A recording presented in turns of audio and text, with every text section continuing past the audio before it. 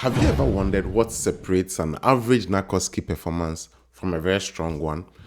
It's not always about medical knowledge. In many cases, it's how you communicate with the patient. Because the Narcoski is not just testing what you know, it's testing how you interact with people in a clinical setting. And examiners pay close attention to the language that you use. And in this video, we're going to go through 10 communication phrases that examiners love to hear during the Narcoski stations.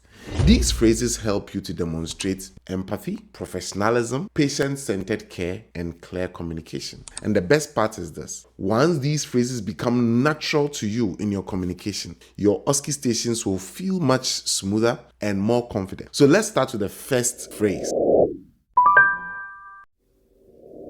And the first phrase happens right after the station has begun. And I want you to start using that particular phrase. And this is the phrase: how would you like me to address you? How would you like me to address you? Can you imagine a patient coming in to your clinic and you asking this open-ended question? Many candidates confirm the patient's name, but strong candidates go that step further. They will go like, how would you like me to address you? You will see that this very small question shows respect and professionalism and immediately helps to establish rapport with the patient. It also signals that you are thinking about the patient's comfort and communication with the patient. So now that the introduction is complete, another phrase that can help you to start your history smoothly is what I'll talk about in phase 2. And that phrase is, can you tell me what brought you in today? You'll see that this is a classic open-ended question. Instead of jumping straight into medical details, you give the patient space to explain their problem. This approach encourages the patient to speak naturally, and it helps you to gather more information before even you start guiding yourself through the history. And examiners really appreciate when candidates allow the patient to tell their story first. And now, as the patient begins to explain their symptoms, I want you to start using this third phrase, which becomes very important.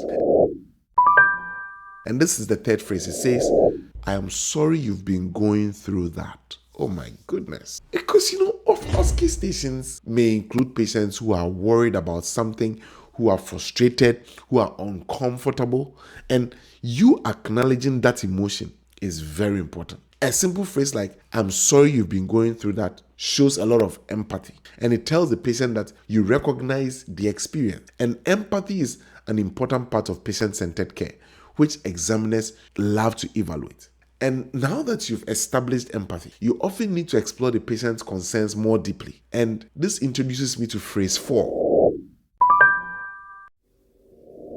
And I really want you to start using this phrase. It says, what concerns you most about this? So for example, the patient has a headache. The patient has abdominal pain. Mr. Smith, what concerns you most about this? This question is powerful because sometimes the patient's biggest concern is not the symptom itself. It might be that they are worried about a serious diagnosis, or maybe they remember that a family member has a particular condition which looks similar to what they have, right? Or how the condition may affect their daily life. And you will see that by asking this question, you show that you care about what matters to the patient. And that is exactly what examiners want to see. So now let's move to another phrase that can help you to understand the way the patient is thinking very well,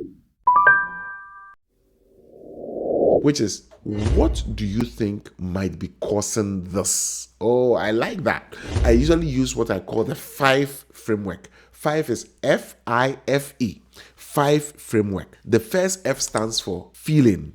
The I stands for ideas. The next F stands for function. And the last E stands for expectations. When you ask the patient these questions, what happens is that the patient starts thinking through what is happening. And it also helps you to gain insight into the patient's beliefs. So for example, the patient might be thinking that their symptoms are related to stress, to an infection, or something more serious. And understanding their perspective, for example, Mr. Smith, how do you feel about this fever? Oh, Dr. Brony, I think it may be related to an infection. So Mr. Smith, what are your ideas about the fever? Dr. Brony, I did some reading and Dr. Google tells me it could be this, it could be that, it could be that. Okay.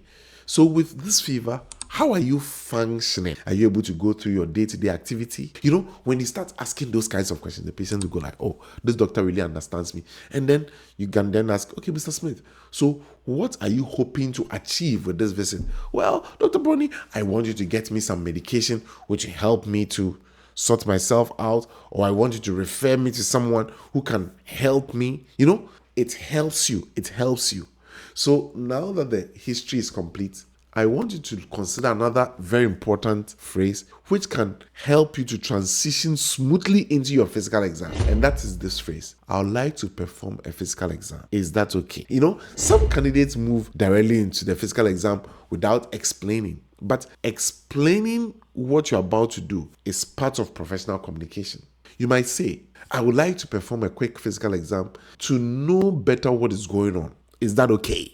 You know, this keeps the patient informed and it shows a lot of respect. It also demonstrates professionalism to the examiner. Now that the exam is complete, you often need to explain your thinking to the patient. So this is where I want you to use the 7th phrase, which is, one possible explanation for your symptom is, okay, so you've done your history, you've done your physical exam, and now you are postulating differentials. You can tell the patient, one possible explanation for your symptoms is, right?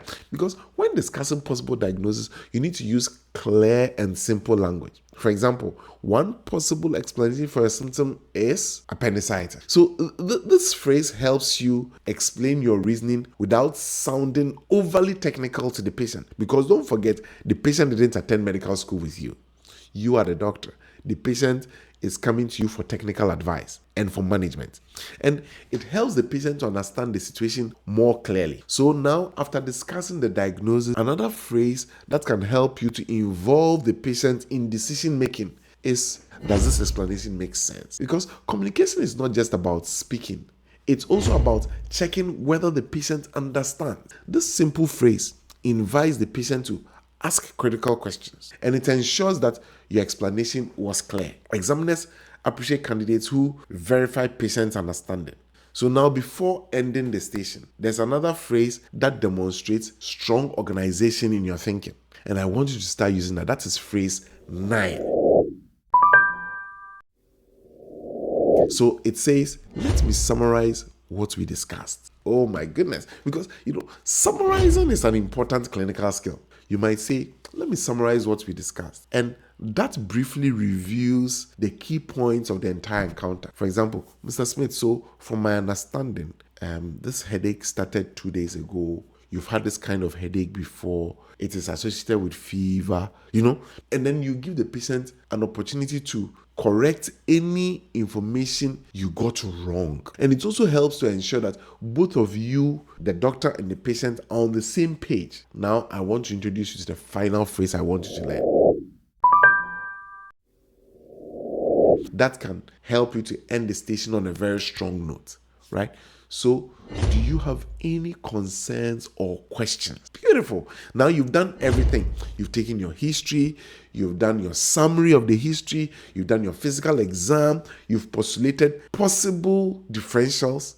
Now you ask the patient, do you have any questions or concerns? Because before finishing the station, you need to always give the patient an opportunity to ask questions. And this shows that you value the patient's input. Don't forget that we are focusing on patient-centered communication, not paternalistic communication where the doctor just tells the patient, you've got to do this, you've got to do that. No, this time we are bringing the patient in so that we can communicate effectively and get the best out of the encounter. And when you use this kind of questioning, it also reinforces the idea that the healthcare you are providing to the patient is a collaborative process. And examiners really appreciate candidates who ensure the patient's feeling is heard and the patients are supported. So look, these 10 questions will really help you to go verify in your Narcoski exam, and I want you to start implementing it right away.